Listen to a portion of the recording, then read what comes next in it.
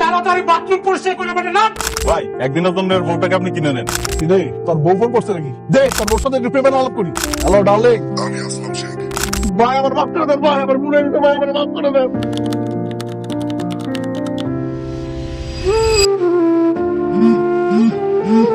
এই বেটা না জীবন শেষা এলে বেটা 10 কিলো ধর, এই লোক টাকা ধর বেটা বাজারে যা। আজকে তোর বউয়ের ফ্রেন্ড আসবো বুঝছো?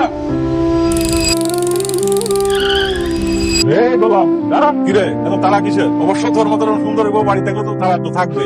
ভাই আমার যাইতে দেন ভাই, এই বাজার বাড়িতে না নিয়ে গেলে রান্না হবে না ভাই, আমার দেরি হয়ে যেতেছে ভাই, যাইতে শালা একটা কাজের বলে কোটিপতি সুন্দর মেয়ের বিয়ে করছে।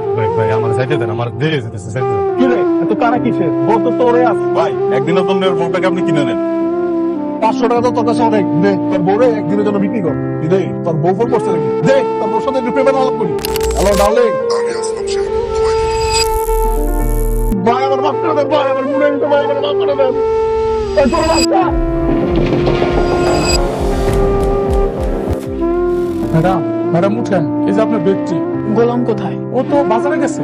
ওকে না বলেছিলাম যে বাজারে যাওয়ার আগে আমার সাথে দেখা করে যেতে? ও তো একটা ফাঁকিবাজ কাজের ছেলে। ও যদি আপনার হাজবেন্ড না হইতো ওর আমি পিটাইতাম। স্যার উনি আমার হাজবেন্ড। গত 3 মাস হলো আপনার হাজবেন্ডের নাম ঠিকানা বলুন। শেহজাদ আর আজমপুর বস্তিতে থাকে। আজমপুর বস্তিতে থাকে, দেখলে তো মনে হয় রাজপ্রাসাদে থাকে। আচ্ছা ঠিক আছে, আপনি জানেন, আমরা কোনো খোঁজ খবর পেলে আপনাকে জানাবো। যান। স্যার ছোট ভাই স্যার এই ছবি এইখানে কেন স্যার? নিখোঁজ কেস খুঁজতে হবে। ওর খুঁজে লাভ নাই স্যার, ও অনেক বড় সন্ত্রাসী স্যার। তোদের বাবা তোকেও সহ্য করতে পারে না, তোর বোনকেও সহ্য করতে পারে না। সব ভালোবাসা তো ওই ঋতুর উপরে। কেবল তো ওকে এবার চাকরের সাথে বিয়ে দিছি, দেখোই না মা, আস্তে আস্তে ওকে এই বাড়ি ছাড়া করবো। গোলাম, এই গোলাম, কোথায় সে ফকিন্নিটা? এই গোলাম, এই গোলাম। আরে আর কি করছিস মা? নিজের স্বামীর নাম এভাবে মুখে নিতে নেই। ওকে আমি আমার স্বামী হিসেবে মানি না। কোথায় ও? গোলাম, ম্যাডাম ওই যে গোলাম আইছে। জি ম্যাডাম। তোমাকে কি বলেছিলাম আমি? বাজারে যাওয়ার আগে আমার সাথে দেখা করে যেতে। আমার হিলটা কেন চেঞ্জ করে আনো নাই?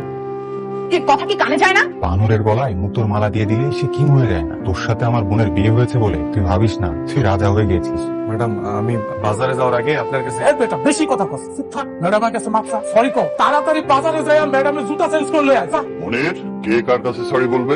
ওকে আমি জামাই হিসেবে জীবনেও পরিচয় দিব না। ওর মতো একটা কাজের ছেলে হবে আমার জামাই। সেটা ওই রাতে হুশ ছিল না? এই যে বাবা রিশাদ, বাবা তুমি তো গোলামকে নিয়ে একটু তোমাদের আড্ডায় পার্টিতে নিয়ে যেতে পারো ওকে। আপনার ও তো তোমার বোন জামাই নাকি? আচ্ছা বাবা, আপনি যখন বলছেন আমি ওকে আমাদের আড্ডায় নিয়ে যাবো। গোলাম রেডি থেকো ভাই।